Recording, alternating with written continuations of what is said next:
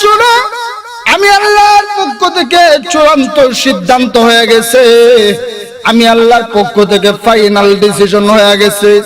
দুনিয়ার কোন মানুষের সামনে মাথা নত করা যাবে না, পীরের সামনে মাথা নত করা যাবে না, নেতার সামনে মাথা নত করা যাবে না, দুনিয়ার কোন মানুষের ইবাদত করা যাবে না, দুনিয়ার কোন মানুষের কাছে সন্তান চাওয়া যাবে না। এ যাবেনি কথা কয় না? দুনিয়ার কোন মানুষের কাছে সন্তান চাওয়া যাবে না। খেদমত করতে, ইবাদত করতে হবে একমাত্র কার? কথা কয় না? কার? আরো জোরে কার?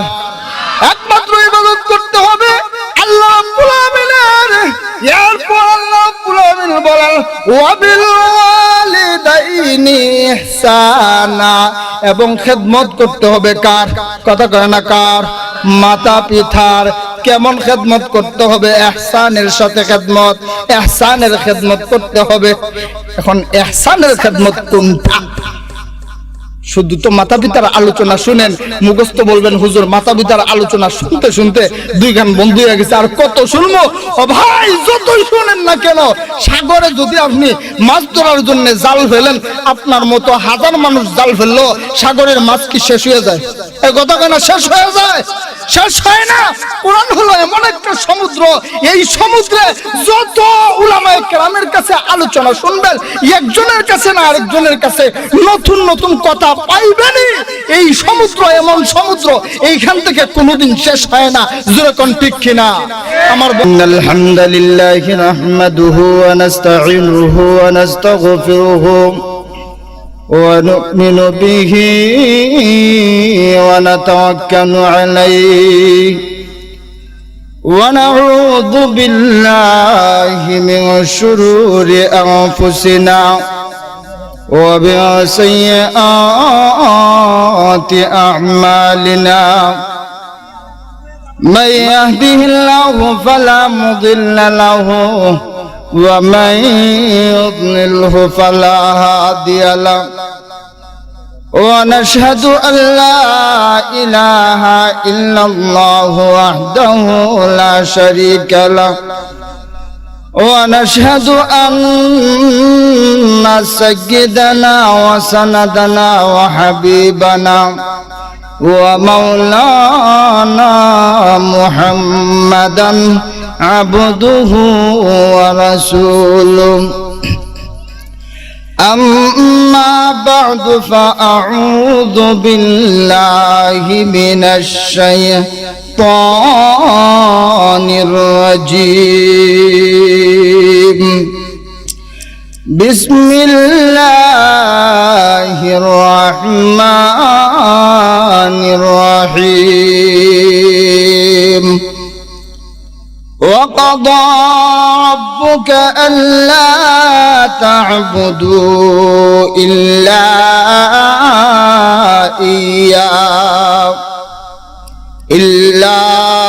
إياه وبالوالدين إحسانا إما يبلغن عندك الكبر أحدهما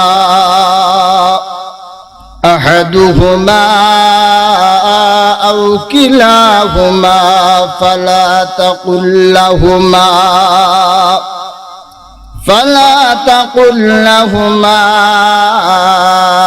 أف ولا تنهرهما وقل لهما قولا كريما صدق الله العظيم اللهم صل على محمد وعلى آل محمد كما صليت على إبراهيم وعلى آل إبراهيم إنك حميد مجيد اللهم بارك على محمد وعلى آل محمد كما باركت على إبراهيم وعلى آل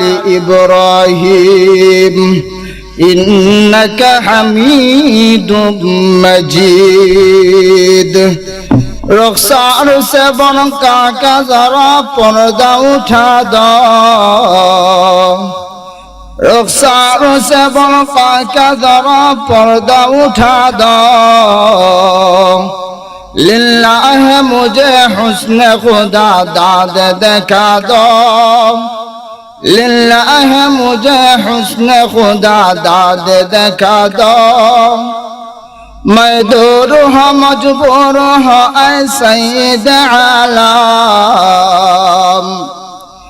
میں دور ہوں مجبور ہوں اے سید عالم دکھا دیتا نہیں تو آواز سنا دو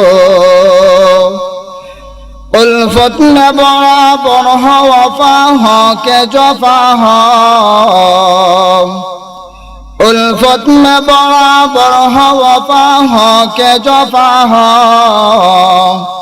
ہر چیز میں لذت ہے اگر دل میں مزہ ہو ہر چیز میں لذت ہے اگر دل میں مزہ ہو لا الہ الا اللہ زورے لا الہ الا اللہ لا الہ الا اللہ لا الہ الا اللہ لا الہ الا اللہ محمد رسول اللہ সাল্লাল্লাহু আলাইহি ওয়াসাল্লাম। ইসলাহ উম্মাহ সাধুপাড়া যুব সংঘের উদ্যোগে তৃতীয় বার্ষিক সিরাতুন নবী সাল্লাল্লাহু আলাইহি ওয়াসাল্লাম ইসলামী মহা সম্মেলনের চলমান অধিবেশনের সম্মানিত সভাপতি সাহেব দামাত বরকাতুহুম, উপস্থিত মুআজ্জাজ মুকাররম দিগার হযরত উলামায়ে কেরাম, মুরব্বিয়ানে আযম, মুরব্বী বাবারা, যুগে যুগে ইতিহাসের ধারক বাহক, ইতিহাসের পরিবর্তক আমার যুবক ভাইয়েরা, সর্বপ্রথম আমরা আল্লাহ রাব্বুল আলামিনের দরবারে অসংখ্য অগণিত শুকরিয়া জ্ঞাপন করছি যে আল্লাহ জাল্লা শানুহু আপন দয়া ও মায়ার মাধ্যমে বিনা দরখাস্তে হাজারো মানুষের মধ্য থেকে আপনাকে আমাকে এই দিনই মাহফিলে আসার বসার সুযোগ করে দিয়েছেন। এই জন্য অন্তরের অন্তঃস্থল থেকে জোরে সুরে চিল্লায়া একবার সকলে বলি আলহামদুলিল্লাহ। এইভাবে আওয়াজ দিলে হবে না, আরো জোরে পড়ি আলহামদুলিল্লাহ। আমার ভাইয়েরা, আপনারা যেই গতিতে আওয়াজ দিতেছেন এই গতিতে যদি আওয়াজ দেন তাইলে কিন্তু হইতো না, আওয়াজের শব্দটা একটু বড় করা লাগবে। কারণ মুসলমান জাতির আওয়াজ ছোট হওয়ার কারণেই আজকে মুসলমান জাতিরে যেখানে সেখানে লাঠি লাগায়। এর এক নম্বর কারণ আমাদের আওয়াজ ছোট হয়ে গেছে। কারণ একটা সময় তো এমন ছিল মুসলমানের আল্লাহু আকবারের আওয়াজ শুনলে কাফিরদের মস্তকে কম্পন শুরু হয়ে গেছে, কিন্তু আজকে মুসলমানের আওয়াজে কাফিরদের কম্পন শুরু হবে কি? কাফিররা তো লাঠি নিয়ে আরো আগায় আসে। এর এক নম্বর কারণ আমাদের ইমানে আওয়াজ নষ্ট হয়ে গেছে। এই জন্য আবার আমরা আল্লাহর শুকরিয়া আদায় করি, সকলে জোরে পড়ি আলহামদুলিল্লাহ। আমার ভাইরা, আমি আপনাদের এলাকায় প্রথম আসছি, আমার সম্পর্কে আপনাদের ধারণা নেই, আপনাদের সম্পর্কেও আমার ধারণা নেই। আমার একটা সিস্টেম হচ্ছে আলোচনার মধ্যে শ্রোতারা যদি কথা না বলে তাইলে আমার আলোচনা করতে ভালো লাগে না। আমিও কথা বলবো, আপনারাও কথা বলবেন, তাইলে আলোচনা করতে ইচ্ছে হবে। কথা বলার জন্য রাজি না কে কে একটু আটটা দেখতে পারি আপনাদের? সবাই রাজি আছে? রাজি আছেন সবাই? সবাই একসঙ্গে জোরে কোন ইনশাআল্লাহ। আমার বন্ধুগণ, আজকে মানুষের যেই অবস্থা এই মাহফিলের মধ্যে, যদি এই জায়গায় ওয়াজের মাহফিল না হইয়া আপনাদের ময়মনসিংহের মমতা জাফাইয়া এই জায়গায় যদি বলতো ফাইটটা যায়, সিডা যায়, তালি দেওয়ার জায়গা নাই, তাহলে কি মনে করেন মানুষের এই পরিমাণ অবস্থায় জায়গা দিতে পারতেন?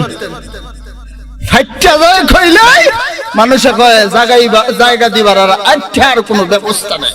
এই হচ্ছে মানুষের অবস্থা। কি যে অবস্থা শুরু হয়েছে দুনিয়াতে। মানব যদি আজকে ইসলাম থেকে দূরে চলে গেছে, ইসলাম আর কোরআন হাদিসের দিকে মানুষের মন মানসিকতা নাই, মানুষ একমাত্র কুসংস্কারের দিকেই সব মানুষ চলে গেছে। আজকে এই ওয়াজের মঞ্চটাও কিছু সংখ্যক মানুষের কাছে হাসি ঠাট্টার পাত্র হয়ে গেছে। যেমন কিছুদিন আগে একবার ইউটিউবের মাঝে একটা বক্তব্য দেখলাম যে কোন জায়গায় জানে আল্লাহর বান্দা মাইকে বৈশা একটা গান কইছে, কইতাম নি এই কথা কেনা কইমুনি, শুনবেন নি আপনারা? আমার মরণ কালে ডুলবাসি বাজাইও দরবারি বায়ো, আমার মরণ কালে ডুলবাসি বাজাইও। নাউজুবিল্লাহ কইতেন কলিমা কালাম ভাই কোনো কিছুর দরকার নাই, কলিমা কালাম ভাই কোনো কিছুর দরকার নাই, আমার গৌসদনের গুণগীতি গাইও দরবারি ভাইও, আমার মরণ কালে ডুলবাসি বাজাইও। আর জুড়ে নাউজুবিল্লাহ কইতেন। এই টাকা লাগে নাউজুবিল্লাহ বলতে, জোরে কোন নাউজুবিল্লাহ। এই আমরা মরণের সময় ডুলবাসি বাজাইতে চাই না আল্লাহ আল্লাহ জিকির আমাদের সঙ্গে নিতে চাই? আল্লাহু আকবার। মানুষগুলো আজকে অন্ধকার মধ্যে নিমজ্জিত হয়ে গেছে। আমার বন্ধুগণ, আলোচনা সময় সীমিত, এই জন্য অন্যদিকে বেশি একটা যাওয়া যাবে না, মূল আলোচনার দিকে চলে যাই। আপনারা অবশ্যই হয়তো অবগত আছেন যে আমাকে একটা বিষয় দেওয়া হয়েছে যে মাতা পিতার হক ও সন্তানের কর্তব্য, মনে হয় না? হ্যাঁ, মাতা পিতার হক ও সন্তানের কর্তব্য। মাতা পিতার হক ও সন্তানের কর্তব্য বিষয়ে আলোচনা করতে গেলে আমার মনে হয় দুই ব্যক্তি ঝগড়া লাগছে, ঝগড়া লাগার পরে ঝগড়া লাগার কারণ জিজ্ঞেস না করেই বিচারের রায় দেওয়ার মতো। কারণ দুনিয়াতে যত ঝামেলা হয় এর এক নম্বর কারণ হলো পাওনাদারের পাওনা যখন দেওয়া হয় না তখনই ঝগড়া শুরু হয়। মনে করেন আপনার কাছে এক ব্যক্তি 500 টাকা পায়, আপনি যদি ওই টাকা দেন তাহলে তার সাথে ঝগড়ার কোনো সম্ভাবনা আছে? এই কথা কয় না, আমার ভাষা বুঝেন না? ঝগড়া লাগার সম্ভাবনা আছে। সমস্যা লাগে ওই জায়গায়, ঝগড়া হয় ওই জায়গায় যেই জায়গায় পাওনাদারের পাওনা আদায় করা হয় না। এই জন্য আমরা মাতা পিতার হক ও সন্তানের কর্তব্য এই আলোচনা করার আগে আমাদের জানা দরকার সন্তানের হক মাতা পিতার কাছে কি আছে। কারণ সন্তান যদি আপনার হক আদায় করতে হয় তাহলে আগে আপনি সন্তানের হক আদায় করা লাগবে। আর যদি সন্তানের হক আপনি আদায় না করেন তাহলে কবরে তাহলে মুরব্বি হওয়ার আগে আপনার বিছানা বালিশ বৃদ্ধাশ্রমে যাওয়ার জন্য রেডি করা লাগবে। কথা কয় না ঠিক কিনা? আরো জোরে ঠিক কিনা? এই জন্য সর্বপ্রথম জানা দরকার যে সন্তানের হক কি তার মাতা পিতার কাছে। আমার বন্ধুগণ, সন্তানের হক স্বাভাবিক তো মাতা পিতার কাছে 7টা। কয়টা? এই কথা কয় না, কয়টা? 7টা। আর মাতা পিতার হক সন্তানের কাছে 14টা। কয়টা? আরো জোরে কয়টা? 14টা। 7টা হক মাতা পিতা দুনিয়াতে থাকা অবস্থায় আর 7টা হক মাতা পিতা দুনিয়া থেকে যাওয়ার পরের। এই মিলে হইল কতটা? 7 আপনাদের এখানে কি 28 হয় নাকি?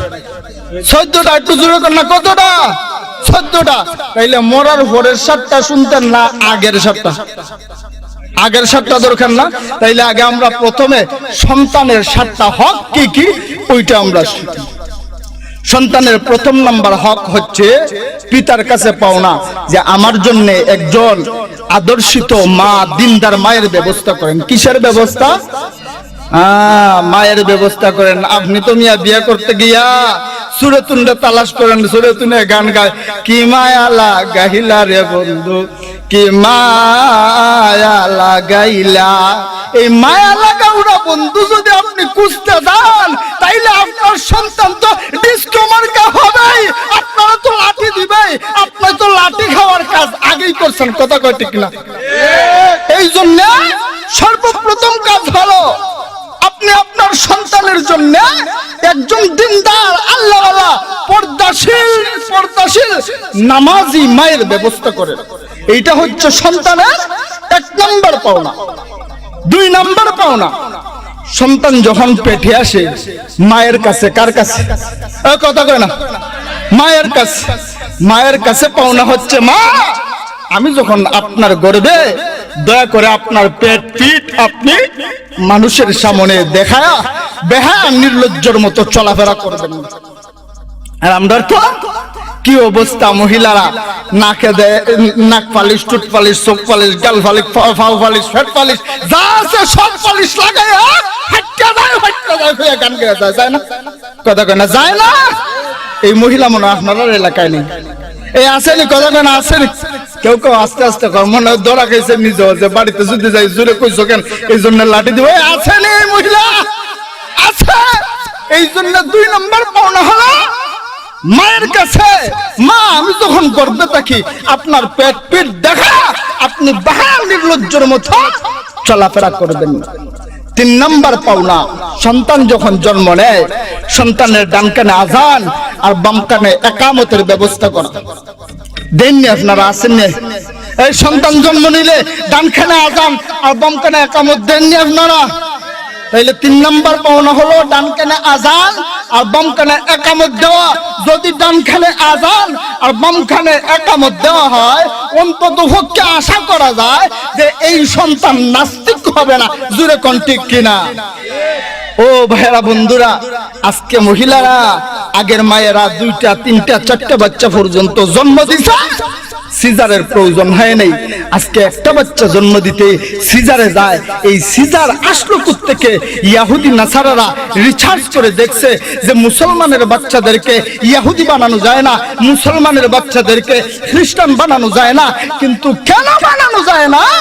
এরা চিন্তা করে দেখছে মুসলমানের বাচ্চাদের জন্মের পর ডান কানে আযান আর বাম কানে ইকামত দেয়। এই আযান আর ইকামত দেওয়ার কারণে সন্তানদের অন্তরে পাথরে খোদাই করে নাম লেখার মতো আল্লাহ আল্লাহ নামটা লেখা হয়ে যায়। সুবহানাল্লাহ। এই জন্য এদের মাথায় আসলো যে এই কাজ কেমনে বন্ধ করা যায়। এই জন্য এরা সিজারের ব্যবস্থা করছে, যে এছাড়া মুসলমানের ঈমান লুটা যাইতো না। এই জন্য সিজারের ব্যবস্থা করছে। আমাদের দেশের কিছু সংখ্যক মানুষেরা আছে, সিজারে যখন বাচ্চা জন্ম নেয় বাড়িতে তো আযান দেয় না, সিজারে কি মনে করেন দিবেনি? কথা কেন দিবেনি? তাইলে 3 নম্বর কারণ হলো, কথা বুঝেননি আপনারা, আমি একটু ঘন ঘন বলতেছি কারণ সময় তো কম।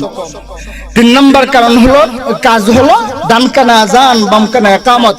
4 নম্বর কাজ হলো বাচ্চার যখন বয়স 7 দিন, কয়দিন?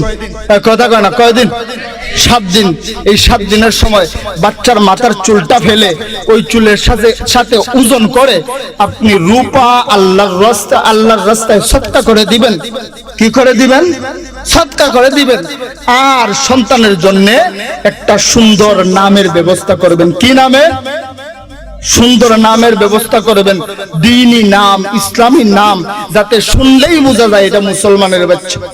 আজকে কি সব নাম শুরু হয়েছে, নান্টু বান্টু, নাট বল্টু, স্ক্রু, বেবি, ট্যাক্সি, কত জাতের নাম আছে। নাম শুই না বোঝা যায় না এটা মুসলমানের বাচ্চা না হিন্দুর বাচ্চা। এইরকম আছে না নাই? এই কথা কেন, আছে না নাই? এই জন্য সন্তানের জন্য একটা ভালো নামের ব্যবস্থা করা। এক ব্যক্তি গেছে, এক ব্যক্তি তার ভাইয়ের কাছে, তাকে আরেক ব্যক্তি বিদেশ, তো ভাইয়ের কাছ থেকে লোকটা দেশে আসছে। তো ঘটনাক্রমে ওই ব্যক্তির বাড়িতে মেহমানদারিতে আসছে। তার বাচ্চা ছিল 3টা। কয়টা? 3টা। একটার নাম রাখছে ফোসা। কি? একটার নাম ফোসা, আর একটার নাম রাখছে মুথ্যা। মুথ্যা বুঝুন আপনারা? মুথ্যা। আর একটা নাম রাখছে গান্দা। গান্দা বুঝেন আপনারা? এক কথা কেন, গান্দা বুঝেননি? যখন মেহমান বাড়িতে গেছে কি মনে করেন খাবার না খাওয়াইয়া বিদায় করে দিব? আপনারা এলাকায় মেহমান আসলে না খাওয়াইয়া বিদায় দেন? এক কথা কেন দেন? তাইলে মেহমান যেহেতু গেছে, ভাই চলে যাই, না যাওয়া যাবে না, আপনি আমার ভাইয়ের সাথে থাকেন, আমার বাড়িতে অল্প 4টা ভাত খেয়ে যান। কি করে যান? ভাত খেয়ে যান। এবার ডাক দিছে ফসা, ভাত আন। ফসা কি কর? ভাত নিয়া। বেটা তো 12টা বাজে গেছে, আল্লাহ ফসা ভাত যদি খাওয়ায় আমি তো বালা ভাত খাইতেই রাজি না। তারপরে ডাক দিছে কান্দা ডাল নিয়া। কি মনে করেন বেটার নাট বল্টু সব ঠিক আছে? গান্দা ভাত নিয়ে ও ডাল নিয়ে এরপরে কইছে আমি আর খাইতাম না, কয় মুচ্চা পানি নিয়ে বেটা জুতা মুজা ফেলায় দৌড়েছে। বুঝা দৌড়াইছে না না বুঝা? না বুঝা দৌড়াইছে, কারণ নাম আদর্শিত নাম রাখে নাই, নামে বেজাল লাগাইছে, এই কারণে প্রত্যেকটা কথায় বেজাল চলে আসছে। এই জন্য নাম দেখে রাখতে হবে, না না দেখে নাম দেখে রাখতে হবে। এরপরে সন্তানের হক হচ্ছে সন্তানকে দ্বীনি শিক্ষার ব্যবস্থা করতে হবে। সন্তান সর্বপ্রথম যখন কথা বলা শিখে সন্তানের জবান দিয়া লা ইলাহা ইল্লাল্লাহু মুহাম্মাদুর রাসূলুল্লাহ সাল্লাল্লাহু আলাইহি ওয়াসাল্লাম শিক্ষা দিতে হবে। আর আপনার আমার সন্তান দুনিয়াতে আসার পরে সর্বপ্রথম শিখায় সারে গামা ফাদে নিশা, এই গান বাজায় দেয়, শোনা বন্ধু তুই আমারে যাইতা দইরা মাইরালা, তুমি যাইতা দইরা মাইরালা, এইটা আগে শোনায় দাও মিয়া। এই জন্যই তো পড়ে তোমারে লাঠি দেয়, কারণ বেজাল কে বাজাইছে, তুমি না হুজুরে। এই কথা কয় না কে? আপনারা তো মানুষ সুবিধা না, আওয়াজ দেন না কে? পেটে কুদা লাগছে, একটু জোরে কথা বললেন। দ্বীনি শিক্ষা বাচ্চারে দিলে পরে খিলাফ। আল্লামা খাজা কুতুবউদ্দিন বখতিয়ার খাকি রহমাতুল্লাহি আলাইহি অনেক বড় একজন আল্লাহর ওলি ছিলেন। আল্লামা খাজা কুতুবউদ্দিন বখতিয়ার খাকি রহমাতুল্লাহি আলাইহি খাজা মঈনুদ্দিন চিশতি রহমাতুল্লাহি আলাইহির অন্যতম একজন শাগির্দ ছিলেন। খাজা কুতুবউদ্দিন বখতিয়ার খাকি রহমাতুল্লাহি আলাইহি যখন ছোট, তখন জবান দিয়ে যখন কথা বলা উচ্চারণ হওয়া শুরু হয়েছে, তখন খাজা কুতুবউদ্দিন বখতিয়ার খাকি রহমাতুল্লাহি আলাইহির মা খাজা কুতুবউদ্দিনকে নিয়ে মহল্লার মসজিদে গেলেন। গিয়া হুজুরকে বলতেছেন, হুজুর নেন আমার ছেলেটাকে একটু আরবি শিক্ষা দেন, আমার ছেলেটাকে একটু আলিফ বা তা সা ওইগুলা পড়ায় দেন। সুবহানাল্লাহ। আমার ভাই, আমার বন্ধুরা, খাজা কুতুবউদ্দিন বখতিয়ার খাকি রহমাতুল্লাহি আলাইহির মা যেই মুহূর্তে খাজা কুতুবউদ্দিন বখতিয়ার খাকি রহমাতুল্লাহি আলাইহিকে হুজুরের কাছে দিয়ে চলে আসলেন, এবার হুজুর খাজা কুতুবউদ্দিন বখতিয়ার খাকিকে বলেন, বাবা পড়ো পড়ো আলিফ বা তা সা।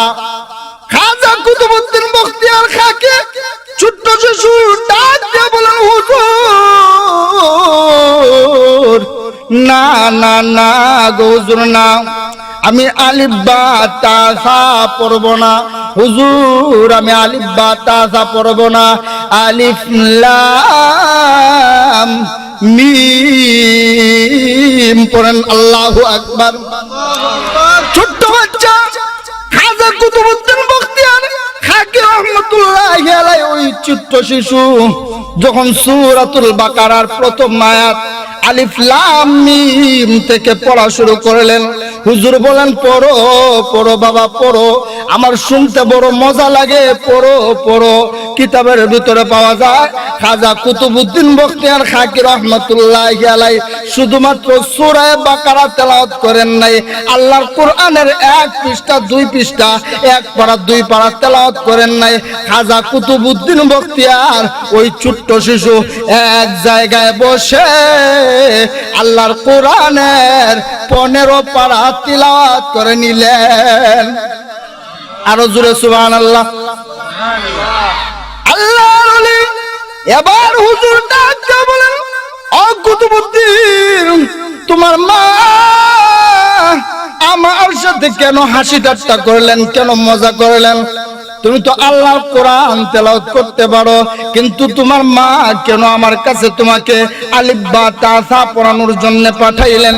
কেন তোমার মা আমার সাথে হাসি ঠাট্টা করলেন? আমি জানতে চাই। এই জানার জন্য যখন খাজা কুতুবউদ্দিন বখতিয়ারের মায়ের কাছে গেলেন, হুজুর ডাক দিয়ে বলেন, মা আমার সাথে এই হাসি ঠাট্টা করার কি প্রয়োজন ছিল? আপনার সন্তান কোরআন তেলাওয়াত করতে পারে, কেন গো মা আপনি বলেন নাই? এমনি সময় খাজা কুতুবউদ্দিন বখতিয়ার খাকি রহমাতুল্লাহি আলাইহি মা ডাক দিয়ে বলেন, হুজুর না গো হুজুর না, আল্লাহর কসম করে বলি আমার সন্তান আল্লাহর কোরআন তেলাওয়াত করতে পারে না, আমি আপনার কাছে আলিফ বা তা সা পড়ার জন্য পাঠিয়ে আছি। এবার খাজা কুতুবউদ্দিন বখতিয়ার সম্পর্কে হুজুর ডাক দিয়ে বলেন, মা আমি আপনার সন্তানকে যখন আলিফ বা তা সা পড়াইতে যাই, আপনার সন্তান সূরা বাকারা তেলাওয়াত শুরু করে একাধারে আল্লাহর কোরআনের 15 পারা তেলাওয়াত করে নেয়। সুবহানাল্লাহ। ও মা, আপনার সন্তান এই তেলাওয়াত থেকে শিখলো। এবার খাজা কুতুবউদ্দিন বখতিয়ার খাকি রহমাতুল্লাহি আলাইহির মা ডাক দিয়ে বলেন, হুজুর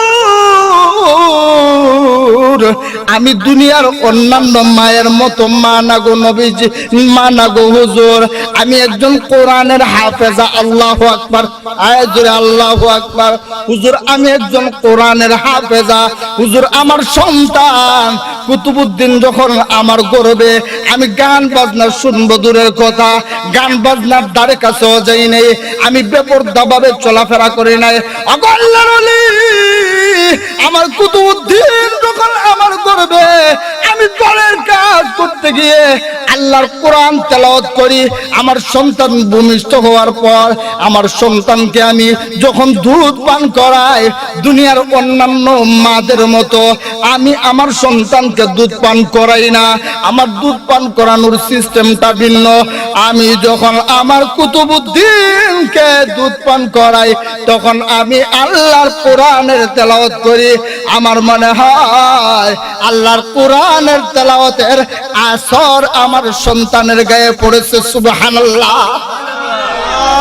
এই সন্তান আল্লাহর রাসূল সাল্লাল্লাহু আলাইহি ওয়াসাল্লাম বলেন, কুল্লু মাউলুদিন ইউলাদু আলাল ফিতরাহ, যে প্রত্যেকটা সন্তান আল্লাহ রাব্বুল আলামিনের দ্বীনের উপর জন্মগ্রহণ করে। এরপর আপনি আমি আপনার আমার সন্তানকে বিপথী বানাই, আপনার আমার সন্তানকে আপনি আমি খারাপ বানাই। আপনার সন্তান স্কুলে পড়ান, কলেজে পড়ান, ভার্সিটিতে পড়ান, কোনো আপত্তি নাই।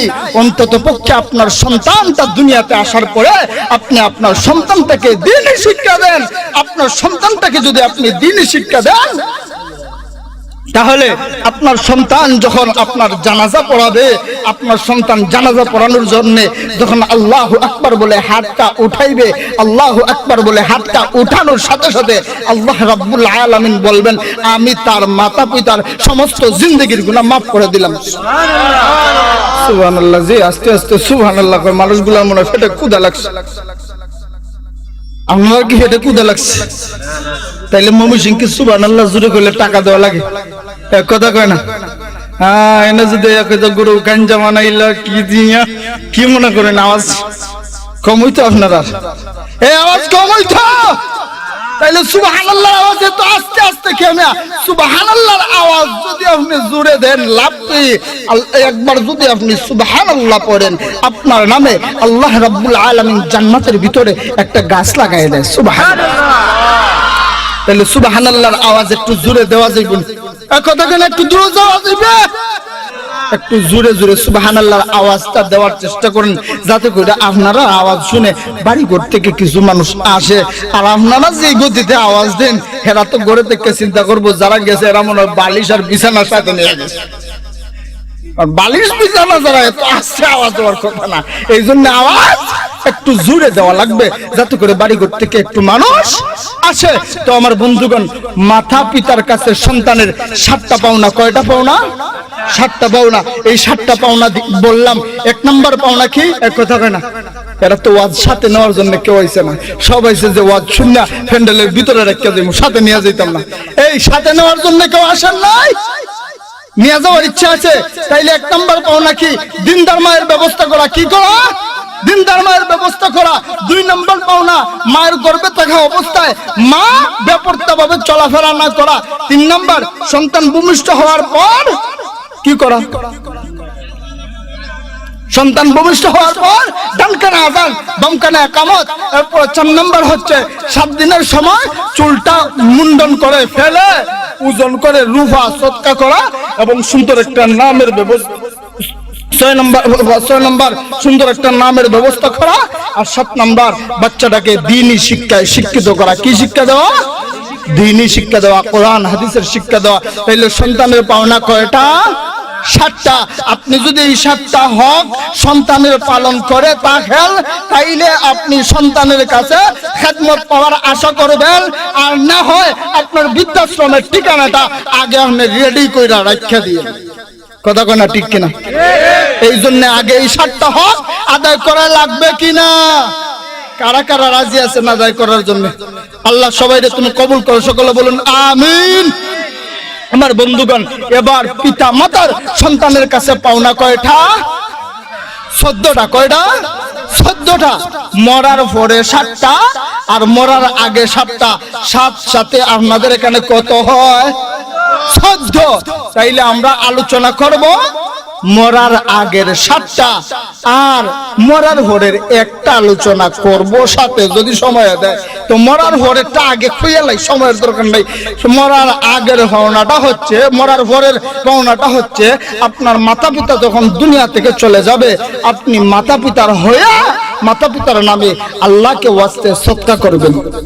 আল্লাহর নামে সদকা করবেন মাতা পিতার জন্য, আল্লাহর নামে সদকা পাঠিয়ে দিবেন, মা বাবার জন্য সওয়াব পাঠিয়ে দিবেন। এটা হলো মাতা পিতার মরণের পরে 7টা অধিকারের একটা। তো প্রথম দুনিয়াতে থাকা অবস্থায় কয়টা পাওনা? 7টা পাওনা। আমার বন্ধুগণ, এই 7টা পাওনার দিকে যাব। আগে আমরা আয়াতের দিকে যাই। আল্লাহ রাব্বুল আলামিন বলেন, وَقَضَى رَبُّكَ أَلَّا تَعْبُدُوا إِلَّا إِيَّاهُ وَبِالْوَالِدَيْنِ إِحْسَانًا। আল্লাহ রাব্বুল আলামিন বলেন, ও দুনিয়ার ইমানদার বান্দা বান্দীরা শুনো, আমি আল্লাহর পক্ষ থেকে চূড়ান্ত সিদ্ধান্ত হয়ে গেছে। আমি আল্লাহর পক্ষ থেকে ফাইনাল ডিসিশন হয়ে গেছে। দুনিয়ার কোন মানুষের সামনে মাথা নত করা যাবে না, পীরের সামনে মাথা নত করা যাবে না, নেতার সামনে মাথা নত করা যাবে না, দুনিয়ার কোন মানুষের ইবাদত করা যাবে না, দুনিয়ার কোন মানুষের কাছে সন্তান চাওয়া যাবে না। এ যাবেনি? কথা কয় না? দুনিয়ার কোন মানুষের কাছে সন্তান চাওয়া যাবে না। খেদমত করতে, ইবাদত করতে হবে একমাত্র কার? কথা কয় না? কার? আরো জোরে কার? একমাত্র ইবাদত করতে হবে আল্লাহ রাব্বুল আলামিনের। এরপর আল্লাহ রাব্বুল আলামিন বলেন, ওয়াবিল ওয়ালিদাইনি ইহসানা, এবং খেদমত করতে হবে কার? কথা কয় না? কার? মাতা পিতার। কেমন খেদমত করতে হবে? ইহসানের সাথে খেদমত, ইহসানের খেদমত করতে হবে। এখন ইহসানের খেদমত কোনটা? শুধু তো মাতা পিতার আলোচনা শুনেন মুখস্থ বলবেন হুজুর, মাতা পিতার আলোচনা শুনতে শুনতে 2 গান বন্ধ হয়ে গেছে, আর কত শুনবো? ও ভাই, যতই শুনেন না কেন, সাগরে যদি আপনি মাছ ধরার জন্য জাল ফেলেন, আপনার মতো হাজার মানুষ জাল ফেললো, সাগরের মাছ কি শেষ হয়ে যায়? এই কথা কেন শেষ হয়ে যায়? শেষ হয় না। কোরআন হলো এমন একটা সমুদ্র, এই সমুদ্রে যত উলামায়ে কেরামের কাছে আলোচনা শুনবেন, একজনের কাছে না আরেকজনের কাছে নতুন নতুন কথা পাইবেনই। এই সমুদ্র এমন সমুদ্র, এইখান থেকে কোনোদিন শেষ হয় না। যেরকম ঠিক কিনা? আমার বন্ধুগণ, ইহসানের ব্যবহার কাকে বলে, ইহসানের আচরণ কাকে বলে, এইটা বুঝতে হলে 3টা কথা বোঝা লাগবে। কয়টা কথা? 3টা কথা। 1 নাম্বার কথা, 3টা কথা হলো, 1 নাম্বার জুলুম, 1 নাম্বার কি? জুলুম। 2 নাম্বার হচ্ছে ইনসাফ, 3 নাম্বার হচ্ছে ইহসান। কথা বললাম কয়টা? কথা কয় না? কয়টা? 3টা। 1 নাম্বার জুলুম, 2 নাম্বার ইনসাফ, 3 নাম্বার ইহসান। জুলুম বলা হয়, মনে করেন আপনি কারো সাথে ঝগড়া করছেন, আপনাকে সে যেই পরিমাণ গালিগালাজ দিছে, আপনাকে যেই পরিমাণ বকাবকি করছে, গালিগালাজ করছে, আপনিও সেই পরিমাণ তাকে বকাবকি করলেন, গালিগালাজ করলেন। ওইটা হলো ইনসাফ। সমান সমান করছেন, এইটা ইনসাফ। আর আপনাকে যেই পরিমাণ গালিগালাজ করছে তার চেয়ে আপনি বেশি করছেন, এইটার নাম জুলুম। আপনার কাছে একজনে আপনারা মারছে ঈশা একটা, আপনি তারে মারছেন 2টা, এটা কি ইনসাফ? এক কথা কেন ইনসাফ? এটা জুলুম। আপনারা মারছে একটা, আপনিও মারছেন আরেকটা, এইটা হলো ইনসাফ। তাইলে আল্লাহ রাব্বুল আলামিন বলেন, ও দুনিয়ার মানুষ, তোমরা পিতামাতার সাথে ইহসানের ব্যবহার করো। কিসের ব্যবহার? ওয়াবিল ওয়ালিদাইনি ইহসানা, ইহসানের ব্যবহার করো। তো ইহসানের ব্যাখ্যা বোঝার জন্য তিনটা কথা, এক নম্বর জুলুম, দুই নম্বর ইনসাফ, তিন নম্বর হলো ইহসান। তো জুলুম তো হলো কেউ আপনাকে গালি দিছে তার চেয়ে বেশি দিছেন, এইটা হলো জুলুম। আর কেউ আপনাকে গালি দিছে তার সমান দিছেন, এইটা হলো ইনসাফ। আর আপনারে কেউ গালি দিছে আপনি তারে গালি দেন নাই, এইটা হলো ইহসান। ও ভাই, আল্লাহ যে ইহসানের ব্যবহার করার কথা বলছে, আল্লাহ বুঝাতে চাইছেন ও দুনিয়ার মানুষরা, তোমার মাতা পিতা তোমাকে ছোটবেলায় এমন ভাবে লালন পালন করছে, তুমি যখন শীতের দিন বিছানায় ঘুমাও, প্রস্রাব করে দাও, মা একটু পর পরই নার্সিং করছে, একটু পর পর তোমার প্যান্টটা বদলাই দিছে, তোমার জামাটা বদলাই দিছে, একটু পর পর তোমার কাপড় পরিবর্তন করে দিছে, রাতে 2 বার 3 বার মা তোমার কাপড় পরিবর্তন করে দিছে। এরপরেও দেখে যে আমার সন্তান আবার প্রস্রাব করে দিছে, এবার কি মনে করেন পানি যদি নিচে থাকে প্রস্রাব করে ভিজায় ফেলায়, মা কি তার সন্তানের নিচে পানি দেখলে সহ্য করতে পারে? আরো জোরে পারে? শেষ পর্যন্ত মা নিজের আঁচলটা টান দিয়া নিচে বিছায় দেয়, এরপরে একটু পরে দেখা যায় সন্তান এই আঁচলটাও ভিজায় নিছে।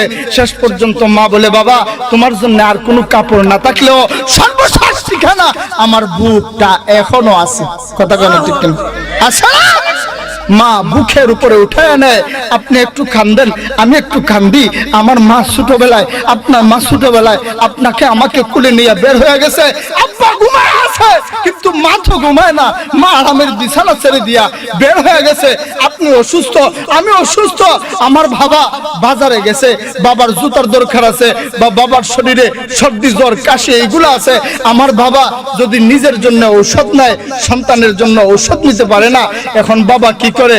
সন্তানের ঔষধ বাদ দিয়া নিজের ঔষধ নেয়। কথা কয় না, নিজেরটা নেয়। বলে আমার যা হয় হবে, আগে আমার সন্তানের ঔষধের ব্যবস্থা করি। প্রত্যেকটা ক্ষেত্রে বাবা মা চিন্তা করে, সন্তান যখন অসুস্থ হয় বাবা মা আল্লাহর কাছে এইভাবে হাত উঠে কোন বাবা মা বলে, ও আল্লাহ আমাকে নিয়ে যাও কিন্তু আমার সন্তানটারে হায়াত দিয়ে যাও। আছে না? এক কথা কয় না, আছে না? বাবা মা দোয়া করে, মালিক যাও অসুস্থতা ইচ্ছা আমাকে দাও কিন্তু আমার সন্তানটারে সুস্থ করে দাও। তো আল্লাহ রাব্বুল আলামিন ইহসানের দ্বারা বুঝাইতে চাইছেন, ও দুনিয়ার মানুষ, তুমি প্রস্রাব পায়খানা করে কাপড় ভিজায় দিছো, তোমার মা তোমার এই কাপড় পরিবর্তন করে দিছে, ধুয়ে মুছে দিছে। তোমার মা তোমার বাবা অসুস্থ, প্রস্রাব পায়খানা করে কাপড় ভিজায় দিছে, এই কাপড় যদি তুমি পরিবর্তন করে দাও তাহলে এইটা হলো ইনসাফ। কি কথা কেন? কি ইনসাফ? কারণ তোমারও দিছিল, তুমিও দিছো, এইটা ইনসাফ। যদি তুমি বেশি করো ওইটা হলো ইহসান। আল্লাহ বলে, তোমার মা তোমার বাবা তোমাকে যেইভাবে ইহসান করছে, যেইভাবে আদর সোহাগ করছে, তার থেকে তুমি কোটি কোটি গুণ বাড়ায় করবা, ওইটাই ইহসান। জোরে কোন ঠিক কিনা? এই জন্য বাবা মার সাথে ইহসানের ব্যবহার করার জন্য কারা কারা রাজি আছে? এই কারা কারা রাজি আছেন? আল্লাহ সবাইকে কবুল করো, জোরে বলুন আমিন। ও ভাই, কি অবস্থা আমাদের দুনিয়াতে চলতেছে। আল্লামা আশরাফ আলী থানভী রাহমাতুল্লাহি আলাইহি উনার কিতাবের ভিতরে লিখেন, ও দুনিয়ার মানুষেরা, একজন বাবা মানুষের শিক্ষার জন্য উনি উল্লেখ করছেন যে একজন বাবা তার সন্তানকে জিজ্ঞেস করে, বাবা কাক ডাকতেছে। কি ডাকতেছে? কাক ডাকতেছে। বাবা জিজ্ঞেস করে যে বাবা ডাকের যে এটা কি? সন্তান বলে কাক। আবার জিজ্ঞেস করে, বাবা এটা কি? দ্বিতীয়বার সন্তান বলে, বললাম না কি? কথা কয় না, বললাম না কি? কাক। ধমক দিয়া যখন দ্বিতীয়বারে বলছে, বাবা ডাক দিয়া কয়, বাবা আমার এখনো মনে আছে ঠিক ওই জায়গায় বসে তুমি যখন ছোট্ট ছিলে বাবা, একবার দুইবার না আমাকে 7 বার তুমি জিজ্ঞেস করছিলে বাবা কে ডাকে। প্রত্যেকটা বার আমি তোমার ডাকে সাড়া দিছিলাম, প্রত্যেকটা বার আমি তোমার ডাকে জবাব দিছিলাম। আমি তো তোমার ধমক দেই নাই, ওই সময় আমি তো তোমার কপালে চুম্বন খেয়েছিলাম, আমি তো তোমার কপালে চুম্বন খেয়েছিলাম, আমি তো ধমক দেই নাই। আজকে 2 বার ডাক দিতেই তুমি আমার ধমক দিয়া। এই হলো আমাদের বাবা মায়ের অবস্থা। এই জন্য আল্লাহ রাব্বুল আলামিন বলেন, ও দুনিয়ার মানুষেরা, তোমরা বাবা মায়ের সাথে ইহসানের ব্যবহার করো। ইহসানের ব্যবহার করো। আল্লাহ রাসূল সাল্লাল্লাহু আলাইহি ওয়াসাল্লাম বলেন, হুমা জান্নাতুকা ওয়া নারুকা।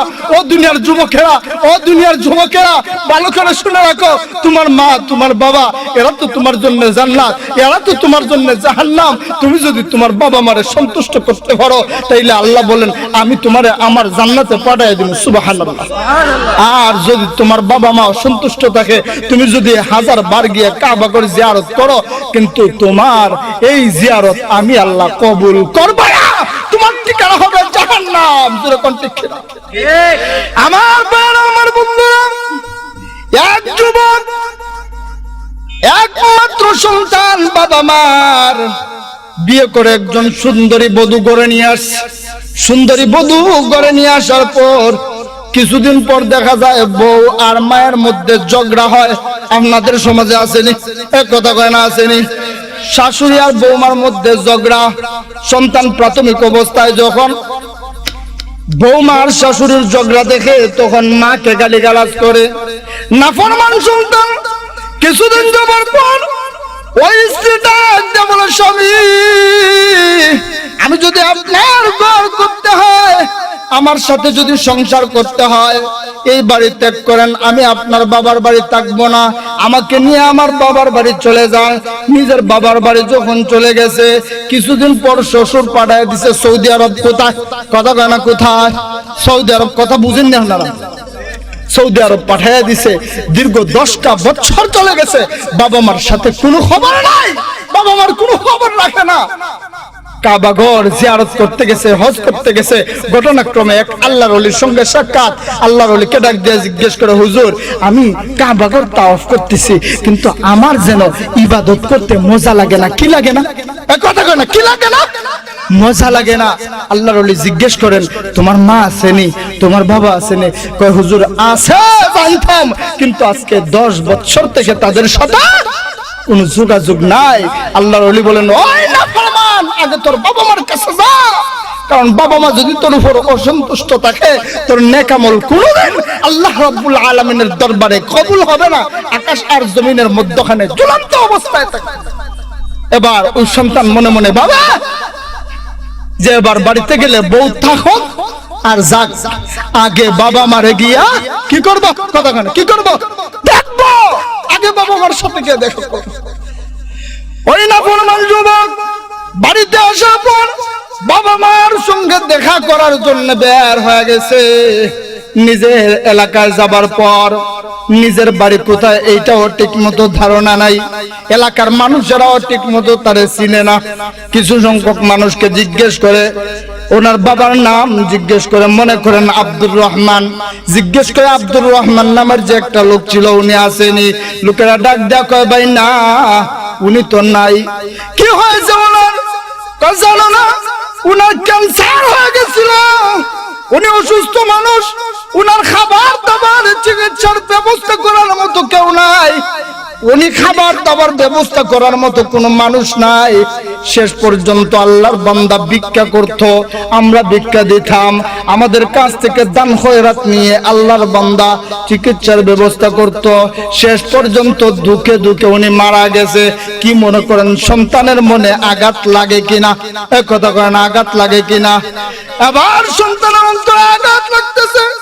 আমি দীর্ঘ 10টা বছর পর্যন্ত সৌদি আরবে বসবাস করতেছি, কিন্তু আমার বাবা বিনা চিকিৎসায় উপবাস অবস্থায় দুনিয়া থেকে বিদায় নিয়েছে।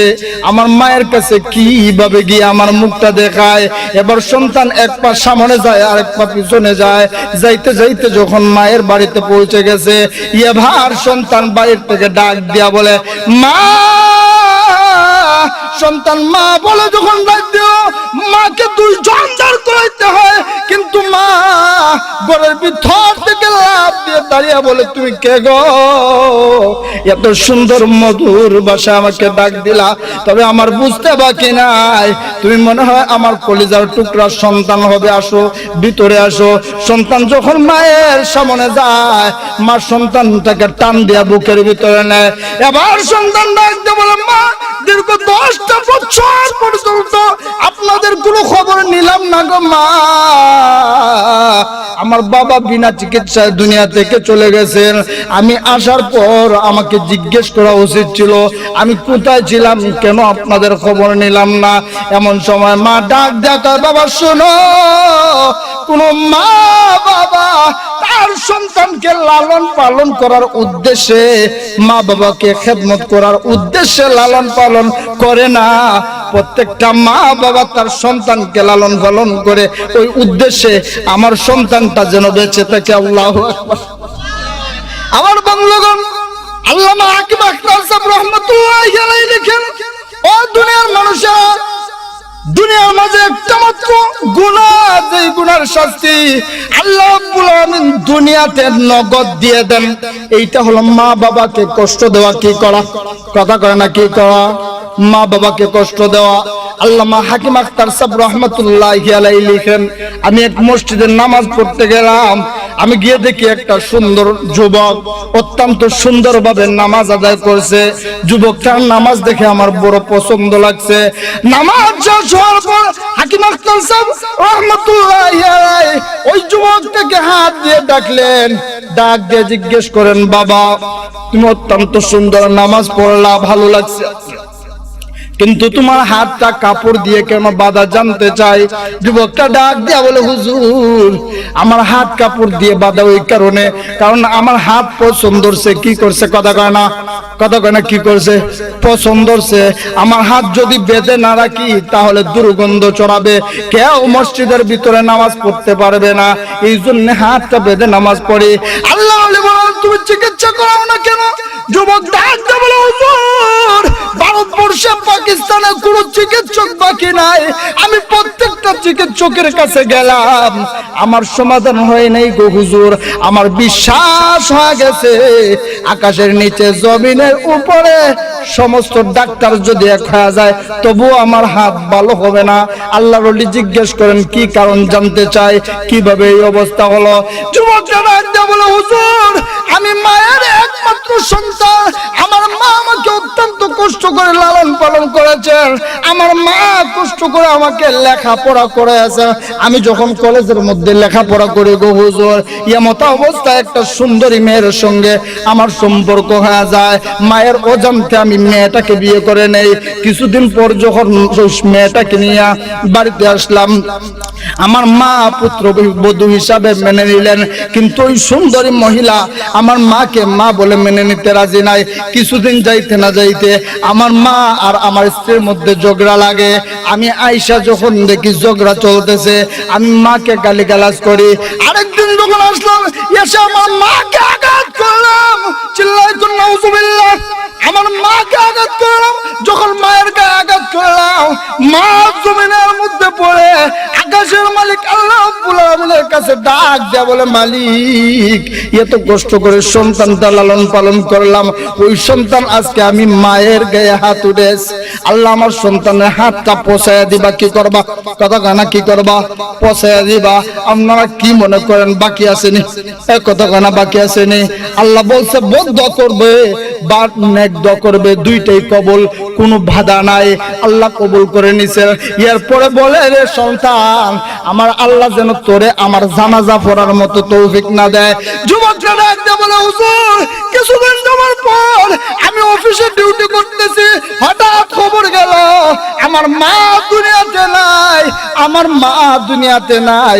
মায়ের জানাজা পড়ার জন্য বের হইলাম। অন্যান্য দিন রাস্তাঘাটের অবস্থা যেই রকম স্বাভাবিক, ওই দিন রাস্তাঘাটের অবস্থা ততটা স্বাভাবিক নয়, যতটাই না ঝামেলা। আমার আসার জন্য খুব কষ্টকর। হুজুর আস্তে আস্তে আমি যখন গ্রামের মধ্যে এসে পৌঁছে গেলাম, আমি তাকিয়ে দেখি মানুষেরা আমার মাকে কবরস্থ করে কবরে রেখে চলে যাচ্ছে। লোকেরা দেখো বাবা, আমরা জানি তুমি তোমার মায়ের একমাত্র সন্তান, তোমার জন্য অপেক্ষা করেছি, কিন্তু সবাই তো মানে না, এই জন্য অপেক্ষা করতে পারি নাই। যুবক ডাক দেয়া কয়, গ্রামবাসীরা রে, এটা তোমাদের দোষ না, এটা আমার মালিক আল্লাহর বিধান। আমার মায়ের বদদোয়া আমার মা আগেই বদদুয়া দিয়ে গেছিলেন আমি যেন জানাজা না পড়তে পারি। এবার যুবকটা ডাক দেখো, হুজুর আমার বিশ্বাস হয়ে গেছে তামাম দুনিয়ার ডাক্তার যদি এক হয় আমার হাত কোনোদিন ভালো হবে না। জোরে কোন ঠিক কিনা? ও যুবক, এই জন্য মাকে আঘাত করবে না, বাবাকে আঘাত করবে না। ও যুবক ভাইরা, আপনি পীর সাহেবের কাছে যান, পীর যদি নারাজ হয় আপনি জাহান্নামে যাবেন না, আপনার শ্বশুর নারাজ হলে আপনি জাহান্নামে যাবেন না, আপনার বেগম সাহেবা ম্যাডাম সুন্দরী যদি নারাজ হয় জাহান্নামে যাবেন না। কিন্তু আপনার মা বাবা যদি নারাজ হয় আপনার ঠিকানা হবে জাহান্নাম। কোথায়? জাহান্নাম। এই জন্য মা বাবার খেদমত করার দরকার আছে না নাই? জোরে করে না, আছে না নাই? ও মুসলমান ভাইরা, তো বলছিলাম 7টা হক। 1 নম্বর হলো মা বাবাকে শ্রদ্ধা করবা। কি করবা? কথা কয় না, কি করবা? শ্রদ্ধা করবা। 2 নম্বর মা বাবাকে ভালোবাসবা। কি করবা? কথা কয় না, কি করবা? ভালোবাসবা। 3 নম্বর 2 নম্বর মা বাবাকে ভালোবাসবা। মা বাবাকে ভালোবাসার একটা সীমারেখা আল্লাহ রাব্বুল আলামিন দিয়ে দিয়েছেন। ও দুনিয়ার মানুষেরা, মা বাবাকে ভালোবাসবা ওই পরিমাণ আল্লাহ রাব্বুল আলামিন এবং রাসূলের সমান নয়। আল্লাহ রাসূলের ভালোবাসার পরে তো 2 নম্বর কি? আল্লাহ মা বাবাকে ভালোবাসতে হবে। কি করতে হবে? ভালোবাসতে হবে। 3 নম্বর মা বাবার কথা মতো চলাফেরা করতে হবে। ওই জায়গায় আল্লাহ রাব্বুল আলামিন একটা সীমারেখা দিয়ে দিয়েছেন। সীমারেখাটা হচ্ছে লা তাআতা লিমাখলুকিন ফি মাসিয়াতিল খালিক। মা বাবার কথা মানবা তত সময়, মা বাবার কথা আল্লাহ এবং রাসূলের বিরুদ্ধে যাবে না যত সময়। এরপরে 4 নম্বর হলো মা বাবার সাথে সদাচরণ করবা। কি করবা? কথা কয় না, মা বাবার সাথে সদাচরণ করবা। 5 নম্বর মা বাবার খেদমত করবা। 6 নম্বর মা বাবার থাকার জন্য আরামের ব্যবস্থা করবা। 7 নম্বর মা বাবা যদি তোমার থেকে দূরে থাকে তাহলে নিয়ম অনুযায়ী মা বাবার সাথে দেখা করবা। তাইলে 7টা কারণ পাইছেন নি? কথা কেন পাইছেন নি? এই 7টা কারণ পালন করতে রাজি আছেন তো? আমার বন্ধুগণ, তো বলছিলাম মাতা পিতা দুনিয়া থেকে চলে যাওয়ার পর একটা কারণ বলছিলাম যে ওই কারণটা হচ্ছে যে মাতা পিতার জন্য সন্তান আল্লাহর রাস্তায় সদকা করবে, মাতা পিতার জন্য সন্তান সদকা করে সব পাঠায়া দিবে। এর একটা সিস্টেম আছে না নাই? এক কথা কেন, একটা সিস্টেম আছে না নাই? মনে করেন আপনি যদি জেলে যান, জেলে গেলে পরে আদম আলী আর খদম আলী জেলে যদি থাকে, এই কথা বুঝেননি? আদম আলী আর খদম আলী, যদি আদম আলীর চাচা খদম আলী জেলের মধ্যে থাকে, আপনি যাবার পরে গিয়েই বলতে পারবেন না আমার চাচার সাথে দেখা করবো, আমার দরজাটা খুললে দে। কি কন? গিয়েই দেখা করা যায়? যায় না। দেখা করার একটা সিস্টেম আছে। আগে একটা স্লিপ পাঠায়া দিতে হয়, ভিতরে স্লিপ দেখে দেখে বলে দেয় যে আপনার অমুক আত্মীয় আসছে, যান দেখা করবেন। যখন দেখা করতে যায় গিয়া একদম পরিষ্কার ভাবে দরজা খুলে দেখে না রোডের ফাঁকা দিয়ে দেখে। এই কথা কয় না? কথা কয় না? রোডের ফাঁকা দিয়া দেখে।